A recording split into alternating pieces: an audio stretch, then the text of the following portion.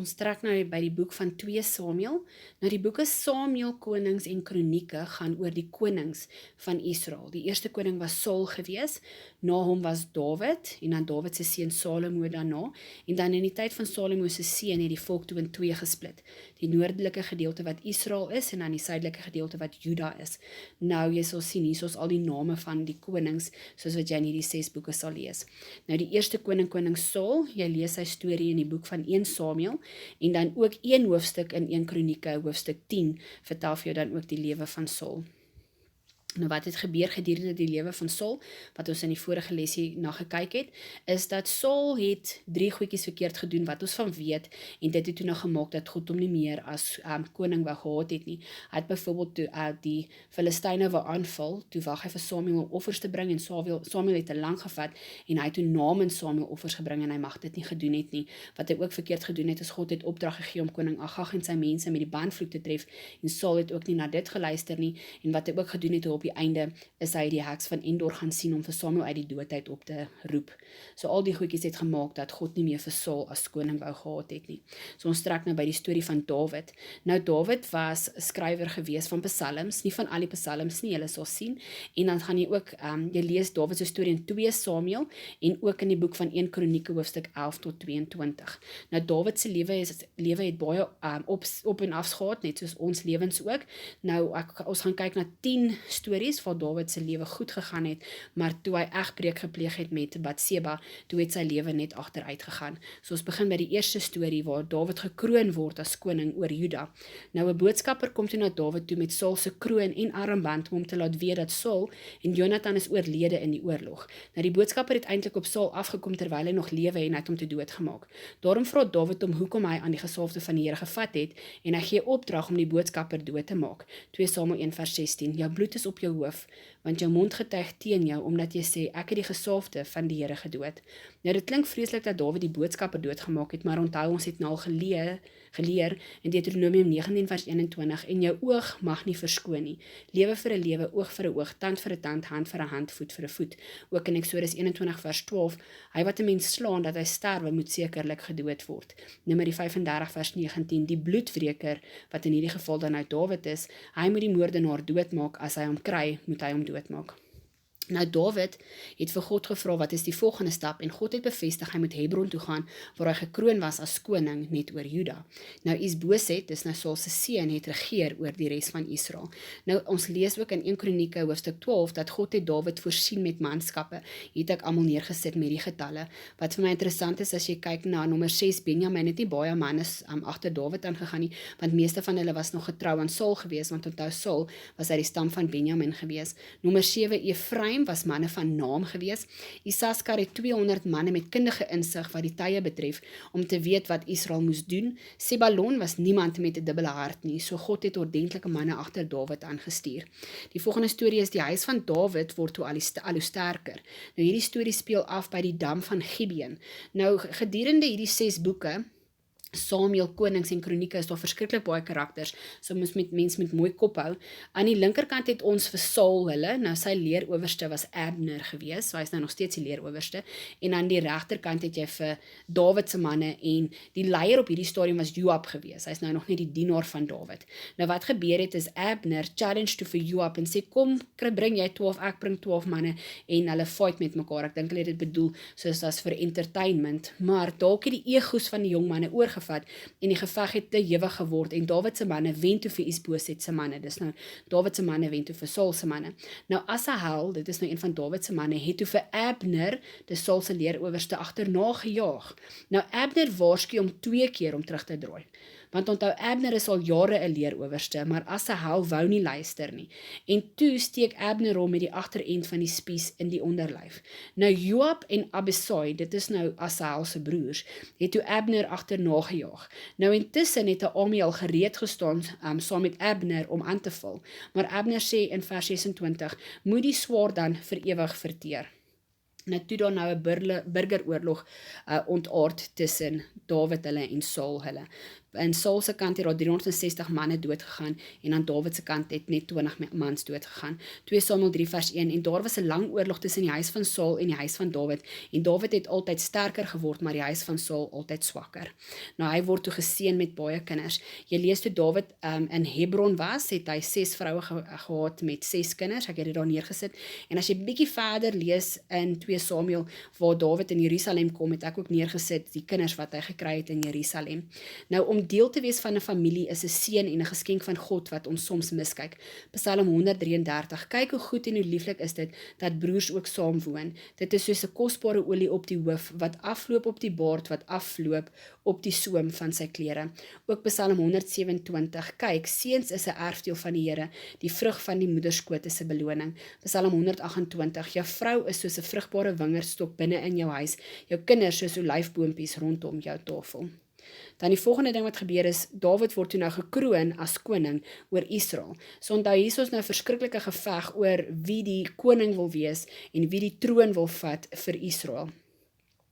Nou aan die linkerkant weer eens het ons vir Saul se mense, dit is dan onthou sy seun Isboset is toe nou koning, die leerowerste is Abner en aan die regterkant het ons vir Dawid en sy dienaar is Joab. So wat toe nou gebeur is Abner en Isboset sit toe vas oor dat Abner met een van sy pa, dis dan nou Saul se byvroue 'n verhouding het. Nou Abner raak toe kwaad en hy sê hy sal help om die koningskap van die hele Israel in Dawid se hande te sit. En Abner sê toe aan Isboset, soos die Here Dawid met 'n eed beloof het, net so sal ek aan hom doen, deur die koningskap aan die huis van Saul te ontneem en die troon van Dawid op te rig oor Israel. Nou, Abner stuur toe 'n boodskap na Dawid en sê hy wil 'n verbond sluit met Dawid. Dawid sê dis reg as hy 'n verbond sluit, maar hy moet sy vrou vir hom asseblief terugbring. Onthou julle Michal, dit was Saul se dogter gewees, Dawid se eerste vrou, want sy is toe nou intussen vir 'n ander man gegee en Dawid sê al hoe ek dit sal consider is as jy asseblief net my vrou vir my terugbring. En Abner het met die oudstes van Israel onderhandel en gesê, gister sowel as eergister het julle al deur Dawid as koning oor julle begeer. Voer dit dan nou uit. Ek weet nie of Abner besig is om sy eie planne te beraam, of weet hy geen respek vir Isboset om so agter sy rug 'n ander koning te probeer kroon, of weet hy wat is God se besluit rakende die ware koning van Israel nie. Ek is nie seker wat Abner se plan is hierson nie. Nou Joab trust glad nie vir Abner nie. Onthou Abner het Joab se broer doodgemaak. So wat gebeur het is Abner aan die linkerkant het toe nou 'n verbond gesluit met Dawid. En Joab, dit is nou die dienaar van Dawid aan die regterkant, roep toe vir Abner terug. Toe maak hy asof hy privaat met hom wou praat en hy maak hom toe dood. So dis asof hy hom nou revengeful doodmaak oor dat Abner sy broer doodgemaak het. Nou toe Dawid dit hoor, was hy baie ongelukkig. Hy het selfs 'n vloek uitgespreek oor Joab hulle se huis. Sien dit in hoofstuk 3 vers 29. Mag dit losbreek op die hoof van Joab en op sy hele familie. Dawid het 'n spesiale begrafnis vir Abner gereël en die volk het dit gerespekteer, want onthou Abner was 'n vors van Israel gewees. Dawid sê ook, mag die Here die kwaaddoener vergelde na sy boosheid. Onthou dit was absoluut agteraf en revengeful. Abner het vir Asahel 2 keer gewaarsku dat hy moet omdraai, maar Asahel wou nie luister nie. Abner het nie uitgegaan om hom dood te maak nie. Nou Dawid het geweet dat God laat nie sonde ongestraf bly nie. Abner was nou Saul se leerowerste en seker dan indirek een van sy vyande, maar onthou hy het nou net met hom 'n verbond gesluit. Dawid weet dat bloedskuld is vir die Here 'n baie groot skuld en Dawid het toe in Psalm 28 gesê en hy bid toe teen mense met hulle bose dade. En hy sê, net so 'n bietjie verder op Psalm 28 vers 4. Gee hulle na hulle dade en na die boosheid van hulle handelinge, gee hulle na die werke van hulle hande, vergeld hulle na hulle dade. Ook Psalm 62, u vergeld elkeen na sy werke. Onthou, dit maak nie saak wat jou intensies is nie, hierso wou hy dalk net sy broer sy dood revenge, en of jy dinge wil regstel by jouself nie, God het riglyne vir ons, en as ons buite daardie riglyne trap, dan is daar consequences. Dalk het een van julle al gevoel, God neem te lank om die ongeregtigheid reg te stel. Ons wens soms ons kan iets daaromtrent doen. In Psalm 190 lees ons self van Dawid, van hoe hy mense verwens het, maar ons moet God vertrou. God is nie blind vir wat op die aarde gebeur nie. Hy het 'n plan en hy laat geen sonde ongestraf laat nie. Psalm 109 vers 8, laat sy dae min wees. So hier is Dawid besig om iemand te verwens. Laat sy kinders wese word, laat sy kinders oral bedel en brood soek. Laat die skuldeisers alles neem wat hy het. Ook in Psalm 69 sien ons, laat hulle uitgedelg word uit die boek van die lewe en nie saam met die regverdiges opgeskrywe word nie. Maar in vers 21 staan daar, maar U, o Here, Here, red my, want ek is ellendig en behoeftig, en my hart is deurwond in my binneste. Nou kom ons kry 'n hart soos Jesus. Onthou op die kruis het hy self na God gebid en gevra, Here, vergewe hulle, want hulle weet nie wat hulle doen nie. Laat God jou teenstanders vir jou uitsorteer. Moenie wees soos Joab, wat agteraf vir Abner gaan doodmaak het nie. Nou dalk het Is-Boset nou so 'n maklike target gelyk, want sy leeroowerste is nou net doodgemaak. Daarom het Baana en Regab uit die stam van Benjamin in Is-Boset se huis ingegaan en hom doodgemaak en sy kop na Dawid geneem. Jy sien 2 Samuel 4 vers 11 sê Dawid aan hierdie 2 mans, dat hulle het 'n regverdige man vermoor en hy sal Is-Boset se bloed van hulle afeis. Net soos hy Saul se bloed ook geëis het van die boodskapper, het hy dieselfde gedoen met hierdie 2 manne wat gedink het hulle doen goed, maar moord is nie die antwoord nie. Nou, 2 Samuel 5 vers 1, toe kom al die stamme van Israel na Dawid in Hebron en hulle het Dawid as koning oor Israel gesalf, want onthou, Saul is nou dood, sy seun is nou dood, daar is nie nou koning nie, en nou word Dawid gesalf as koning oor die hele Israel. En Dawid het gedurig deur groter geword en die Here, die God van die leerskare, was met hom. Psalm 61, mag U daarby die koning se daar byvoeg, mag sy jare wees soos van geslag tot geslag. Dan die volgende storie kan jy sien dat die stad van Dawid word gevestig. Dawid het die Jebusiete verslaan en Sion ingeneem en dit het bekend gestaan as die stad van Dawid. In 1 Kronieke kry jy so 'n bietjie meer inligting, 1 Kronieke 11 vers 6, en Dawid het gesê, elkeen wat eerste die Jebusiet verslaan, sal 'n hoof en 'n owerste word. Toe het Joab die eerste opgeklim en hoof geword. So hierso is toe waar Joab toe die leerowerste van Dawid geword het. Self Tyrus het Dawid erken as koning van Israel en hout gestuur om vir hom 'n huis te bou. Jy sien dit ook in Psalm 45, en o dogter van Tyrus, met geskenke sal hulle u guns soek. Nou wanneer ons wêreld om ons in mekaar val, is ons baie vinnig om na God toe te hardloop, maar ons moet God onthou en vir hom die eer gee wanneer dinge begin in plek val ook. Dawid het al nou so baie bloed en moord gesien, hy het nou al vir soveel jare gevlug, maar dinge begin nou vir hom rustiger lyk. En in Psalm kan jy sien dat Dawid gee aan God die eer wanneer Dawid in oorwinning staan. Psalm 9, U het die heidene gedreig, die goddelose laat omkom, hulle naam uitgedaag vir ewig en altyd. Ook Psalm 21 gee Dawid eer aan die Here al wanneer dit goed gaan. O Here, die koning is bly oor die sterkte, en o baie juig hy oor die hulp. Op sy hoof sit U 'n kroon van fyn goud, die lewe het hy van U begeer. U het hom dit gegee, lente van dae vir ewig en altyd. Psalm 30, 'n lied by die inwyding van Dawid se huis. Here, U het my siel uit die doderyk laat opkom. U het my lewend gemaak uit die wat in die kuil neerdal. U het my weeklaag vir my verander in 'n koordans. U het my roukleed losgemaak en my met vreugde omgord. So Dawid het uiteindelik nou vrede, rus, hy het familie, hy's koning oor die hele Israel en nou het hy 'n huis. Dan die volgende ene oorwin hy die Filistyne. Nou toe die Filistyne hoor dat Dawid is nou koning, toe het hulle laar opgetrek. Hoofstuk 5 vers 19, toe het Dawid die Here geraadpleeg en gesê, sal ek optrek? En die Here het aan Dawid gesê, trek op, want ek sal die Filistyne verseker in jou hand gee. Vers 20, die Here het voor my heen deur my vyande gebreek soos water deurbreek. Psalm 68, gaan staan op, sy vyande raak verstrooid en sy haters vlug voor sy aangesig weg, soos rook verdryf word, verdryf U hulle. En nou is dit tyd waar Dawid die ark van God wou gaan haal het. Nou dalk was Dawid baie bly oor sy oorwinning oor die Filistyne. Daarom besluit hy om die ark van God te gaan haal. Wat is die reëls rakende die ark van God? Onthou dit, jy mag nie daarin raak nie. Dit staan in Numeri 4 vers 15, maar hulle mag nie aan die heilige dinge raak nie. En wat ook nog 'n reël is, dit moet gedra word op die priester se skouers. Numeri 7 vers 9. Die diens van die heiligdom het op hulle gerus. Hulle moes dit op die skouers dra. 2 Samuel 6 vers 3 lees ons, en hulle het die ark van God op 'n nuwe wa vervoer en dit uit die huis van Abinadab gebring. Nou so en verder het Ussa, dis nou Abinadab se seun, sy hand uitgesteek en die ark vasgehou, want die osse het gestruikel. Hy wou keer dat dit nie van die wa afval nie. Daarna het God hom toe doodgemaak. Nou as mens hierdie lees, klink dit unfair, want Ussa het die ark probeer help en hy het met sy lewe betaal. Maar onthou, wat het ek al in vorige lesse gesê, God het reëls en baie van sy reëls het nagevolge, sommige is die dood. God bly by sy reëls. Hy sien nie een persoon oor en maak die volgende ene dood nie. Hy volg sy reëls elke keer. Dit maak eintlik van God 'n regverdige God, nie 'n onregverdige God nie. Nou hierso het ek in Engels raak gelees, 'n mooi sinnetjie, God felt angered, not worship. Nou God het 'n spesifieke manier waarop hy aanbid wil word. Vind uit wat dit is en doen dit. Hier lyk dit amper asof Dawid die ark vervoer het net soos die Filistyne. Onthou julle in 1 Samuel 6 vers 7 waar die Filistyne die ark teruggestuur het op 'n nuwe wa met die goue muise. Nou dit is so gevaarlik om God te aanbid soos die wêreld. 'n Kerkdiens is nie 'n entertainment show nie. Dis 'n geleentheid vir ons as mens om tot God se troonkamer te beweeg. Maar vir baie van ons is dit net nog 'n Sondag. Ons is geneig om God te aanbid sonder om te dink wat ons doen. Een van die stukke in die Bybel wat vir my die hardste woorde is Jesaja 1. Onthou in die Ou Testament was die volk se offers hulle aanbidding aan God. En God sê aan die volk oor hulle aanbidding in Jesaja 1 vers 10: Ek is sat van die brandoffers van ramme en ek het geen behaag in die bloed van stiere. Bring nie meer skynheilige offers nie. Gruwelike reukwerk is dit vir my. Julle nuwe maande en julle feeste haat my siel. Hulle is my 'n oorlas. En as julle julle hande uitbrei, bedek ek my oë vir julle ook. As julle die gebed vermenigvuldig, luister ek nie. Nou onthou, ons praise and worship is 'n aanbidding tot God. Ons moet pas op dat God nie na ons aanbidding kyk en dink ek is moeg vir julle aanbidding. Ek het geen behaag daarin nie. Dis 'n gruwel vir my. Dit haat my siel want dit is skynheilig. Daarom sal ek nie luister nie. Ek sal wegkyk. Nou God is waardig om aanbid te word. Hier is so 'n paar versies, Psalm 95, want die Here is 'n groot God, ja, 'n groot koning bo al die gode. Psalm 29, gee aan die Here die eer van sy naam, aanbid die Here in heilige sieraad.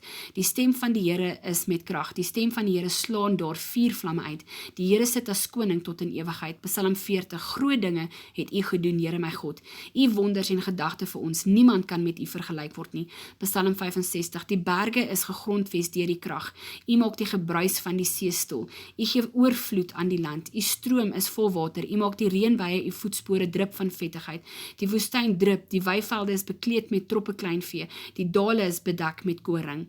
Psalm 97, wolke en donkerheid is rondom hom. 'n vuur gaan voor sy aangesig uit en steek sy teenstanders rondom aan die brand.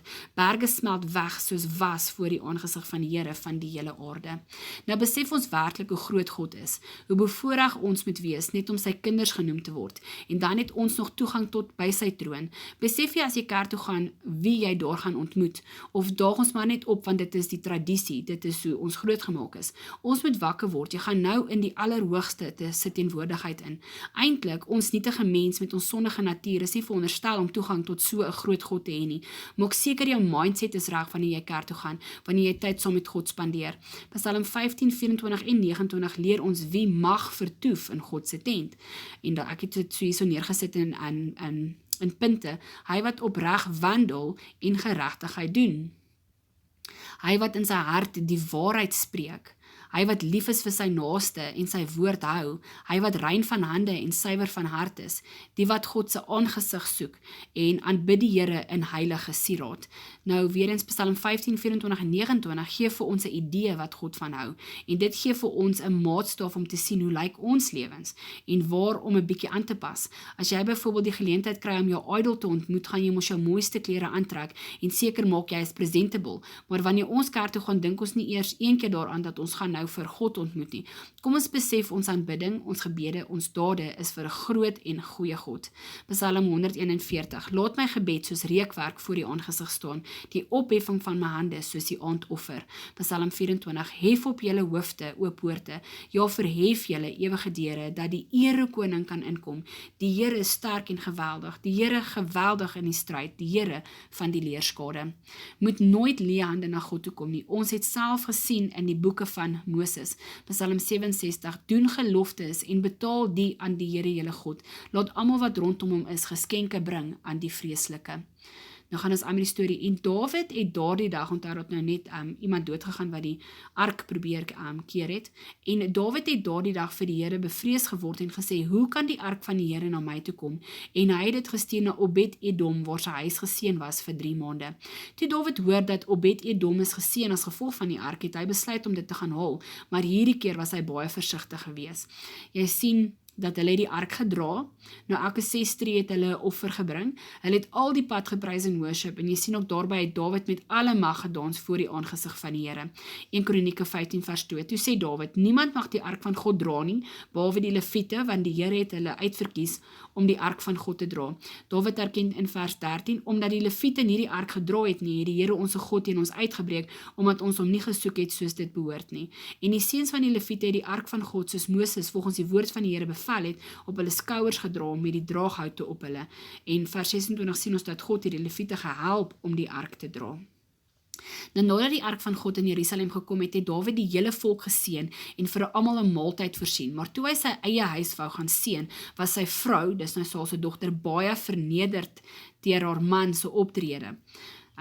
Hoofstuk 6 vers 20 sê: "Hoe het die koning van Israel homself vandag geëer, dat hy homself vandag voor die oë van die slavinne ontbloot het, soos een van 'n ligsinnige mens hom sommer ontbloot." Dis moontlik dat hy so erg gedans het dat van sy klere afgeval het, maar ek dink eerder hy het sy koninklike kleed uitgetrek en voor God gedans as Dawid, nie as koning Dawid nie. Want vers 14 sien jy, hy het 'n linne skouerkleed aangehad en nie sy koningskleed nie, en dit het sy vrou verneder.